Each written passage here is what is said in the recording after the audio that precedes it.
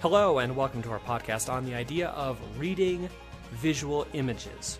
And yes, we do mean to read them, meaning there is a certain amount of literacy that we as readers, as text studiers need to have in order to truly understand what we are seeing when we are presented with something that is more visual than text. So let's go ahead and see what we're talking about here. First off, what do we even mean by a visual text? Anything that has more images, pictures than text.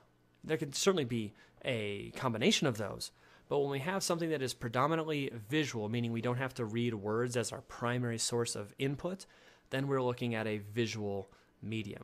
So these could be political cartoons, ads, advertisements, films, documentaries, music videos. Those are all visual mediums, and those are all visual texts, as we'll call them. They have their own set of literacy rules that are used to make them. Therefore, we have to be very aware of those rules as we try to understand them, because I think oftentimes we misinterpret visual images. So why does this even matter? Why are we taking time to help explain how visual images are created and then understood? Can't we just intuitively figure it out? Aren't we just inborn with this ability to look at a picture and understand it? And I would say to an extent, yes, there are certain things that we intuitively understand about visual images. But we live in such a visual world, and companies are really seeking to manipulate their audience. People are wanting others to buy their product, vote a certain way, believe a certain thing, endorse a certain product or political candidate. All of these things are increasingly more and more visual. And so if we want to be aware of the media that's coming into us so that we can properly process it and then make our own opinions, we need to understand how these things are set up so that we can then make our own decision and then go ahead and act on that decision. So we've said this a lot throughout many of our podcasts in the class. Please remember that everyone has a story to tell. Some people will choose to express their theme and message for the world in a novel or a short story or a feature film or a song or a rap or whatever. These visual images are one person's or a group of people's ideas about their world. They are somebody's story. And so this is their perspective on something, their point of view, even their bias toward or against a subject. And so just like any newspaper article or short story or poem or whatever that expresses the author's theme, these visual images have a theme of their own, a lesson they would like to teach to the world. And so we spend a lot of time figuring out how to read a novel. We need to spend at least a little bit of time now figuring out how to read a visual image. So step number 1, we need to make a promise that we will set aside our own biases and then make a concerted, honest effort to read the visual images message. We can't look at that and say, well, I believe X and Y are false. Therefore, when I look at this and it's saying anything about X and Y, that it's automatically on our side or automatically against our side. We have to be very clear that we have to set our own personal baggage aside and seek to dissect the visual image and get to its theme. We can't project our own theme on it. We have to see what the image's theme is on its own. Kind of step 2 here, once we've decided that we're going to set aside our own bias and see what's going on, we have to observe the 2 main tracks of visual images. One is going to be the visual track, so those are things that we see, colors, arrangement, positioning on the text, the size of things, the font that's used. Those are visual track images. The next track we have to look at is what we call the text track. This is when specific words are written on images. Now, this would not be the font that they use, because that would be visual track. These are going to be the words themselves. And so we need to really break down a visual image into both the visual and the text track, figure out what each means individually, and then put them both back together in order to figure out what the whole text means. So if we break it down a little bit more, let's look at that visual track. Literally, it's just, what do we see? What event is being depicted here? Is this a person? Is this a Supreme Court decision? Is this the news? What's going on? What exactly is in this picture? And then the next step, and this is probably the most important part, how are these images being depicted? How they are depicted, meaning in terms of size or accuracy or caricature or color palette, these will reveal the bias of the image. If we want to make somebody seem powerful, we may draw them very big. If we want to make somebody look silly and show that through our picture we're making fun of them, we might not be real accurate with what they look like. We might caricature them. If we want to send a very negative message about somebody, we might portray them in a color palette of black and white, rather than the true color that they are in. So once we've identified what we literally see, we have to make this mental jump. And this is where we move to what we interpret based on what we see. What might the author be saying about the subject by drawing him or her this way? Yes, I observe that they have caricatured a certain president. Fine. What's the author trying to say by making them look silly? I understand. So-and-so is drawn rather large. What are they trying to say about that person by drawing them extra large? So some ways that images are manipulated. The idea of caricature. This is where we take somebody's maybe physical features and distort them to make them look a little silly. So Obama is kind of known for a narrow chin, big toothy grin, and some ears that, kind of stick out a little bit.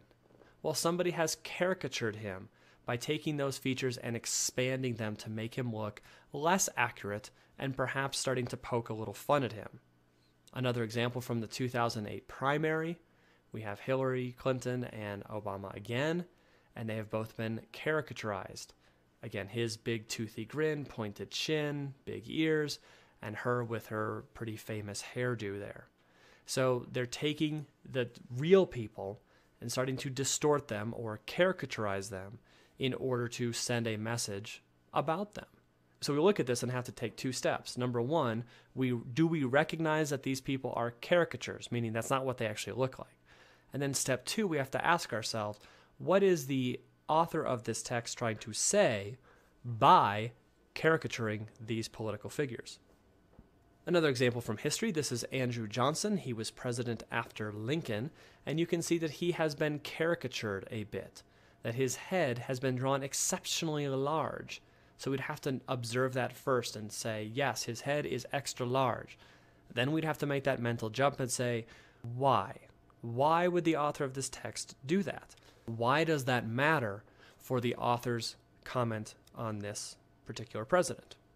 So then after we've looked at the visual track, we look at the text track steps. Number one, literally, what do we see? What words are printed on this image? And then we have to kind of put this together and say, well, what is the text's tone with those words? Are these words an honest assessment of something? Is the author in support of whatever is drawn there? Or are they being sarcastic, meaning saying the opposite of what they actually mean? And if we can deduce the text track's tone, that will help us reveal the bias of the image as a whole. So again, the very difficult task we have is that we have to figure out the tone of the text track. We have to read between the lines. What is being written realistically? What is mocking? What is being used as sarcasm? This is exceptionally hard to do because it seems like if the words are written, then that's what they mean. But oftentimes when we put the text track together with that visual track, we can put that whole puzzle together and see that the author of the text is not being 100% completely honest. They might be manipulating a little bit. So if we examine this slide just for its text track, we can look at it and say, okay, what words are written on this image? All right, so it says on the podium, it says George Wallace Bush. Okay, interesting. So once we've identified the words that are physically on this image, we have to then try and figure out, well, what do they mean? What does the author of this text mean by writing these words over this image? Another one we're looking at just for the text, it says physically, what do Iraqi and American women have in common? Bottom left, it says may lose some rights under a new constitution. And then over on the right, we have a poster that says save Roe versus Wade. And at the bottom, it says may lose rights under a new Supreme Court. Okay, we've identified the text track, and we have to kind of figure out, what do they mean by this? What do Iraqi and American women have in common? Okay, something about Constitution under the bottom there. All right, so maybe we got to put these clues together. And so one more here. We have a dark chalkboard image, but then we move to the text track. We see all kinds of things that look like they're written on a school chalkboard. Stay in school, make us proud, study hard, don't ever give up. Okay, great, things written on a chalkboard. But then you get an additional text track at the very bottom that says Comrade Obama's radical socialist indoctrination of our school children. Interesting. So we have two different sets of text going on, that on the chalkboard itself and then some down at the bottom there. That all is text track for that image. So it's kind of hard to talk about text by itself because we really need to get to this slide.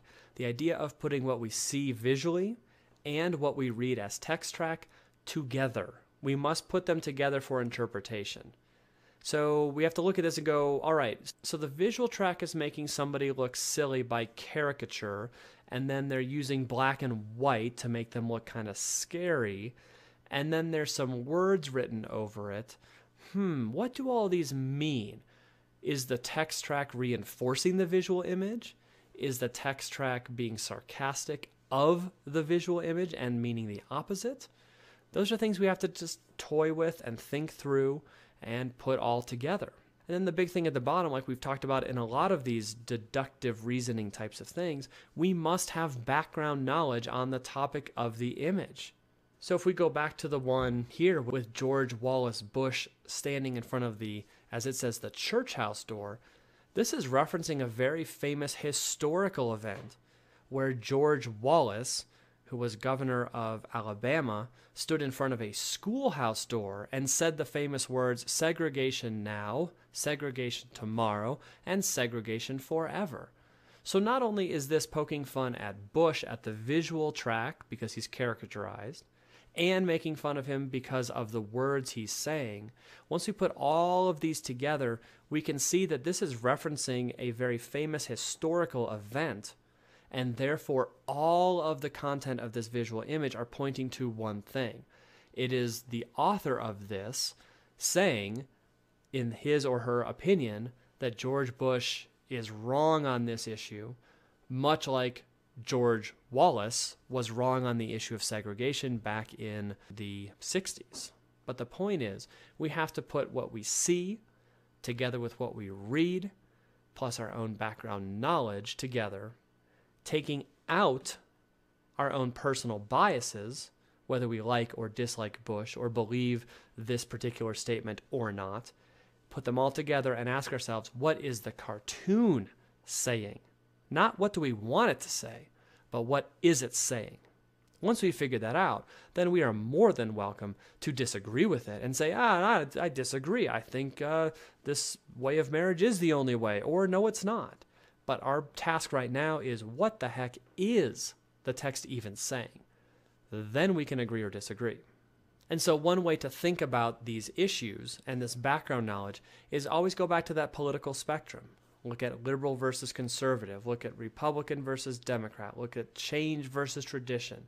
Secular, which means non-religious, versus the religious. Men versus women. Rich versus poor. Tall versus short. Think about what are common stereotypes, what are things that are going to be critiqued in society, and try to figure out what is the visual text saying, plus the text track. What is it all saying together? That's kind of the point of these visual images. So that's about it for now in terms of how to read visual images. Just to summarize, 1, we have to set aside our own biases. 2, we then have to look at the visual track, so what is drawn on the image. We need to then read what is being said on this image, and then we have to put it all together. What do all of these things point toward?